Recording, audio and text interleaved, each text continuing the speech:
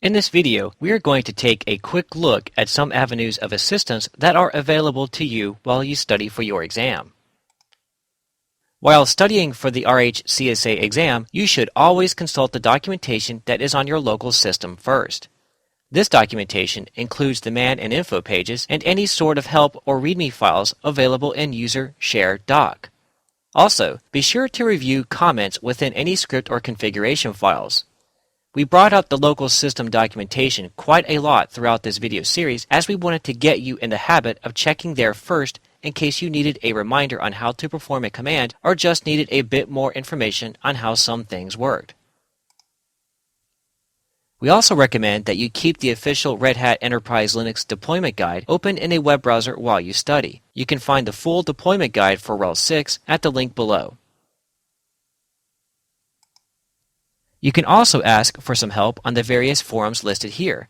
If there is a task outlined in the official exam objectives from Red Hat that you need help on figuring out, ask someone on any of these forums to see if they can help you. Do not expect to get an answer to a direct question about the RHCSA exam's content, as that would be a breach of the agreement between any certified Red Hat system administrator and Red Hat.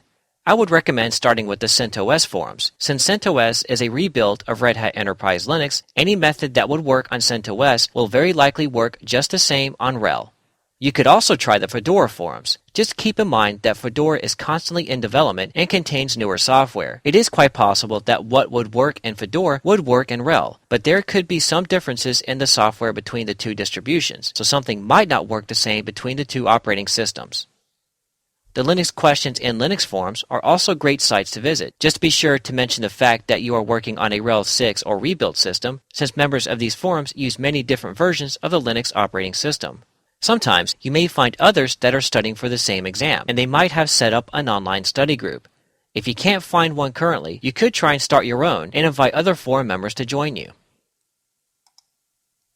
There are also a few mailing lists that you could subscribe to. Keep in mind that when you post to either a forum or a mailing list, that you describe what it is exactly you are attempting to accomplish, and the version of the operating system that you are trying to work with. Always be cordial and patient. Since these are free resources, no one is obliged to respond. However, with this being the open source community, chances are you will get helpful answers for your questions.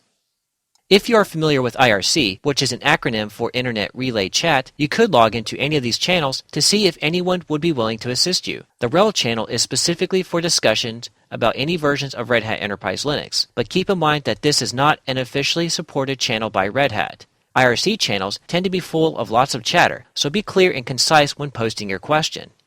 Also, remember to be patient. IRC chats often move quickly, but that doesn't mean that you were ignored. Someone has quite likely seen your question, and they may be working up a response for you. These are just some of the ways that you can seek help while you study for the RHCSA exam. Don't forget that you have other resources available to you, such as a local library or bookstore and online search engines. If you know of someone else who has already taken the exam, see if they would help you study. But above all, practice as much as you can. The exam is built on experience, and the more experience that you have with working with RHEL, then you will have a greater chance of success with the exam.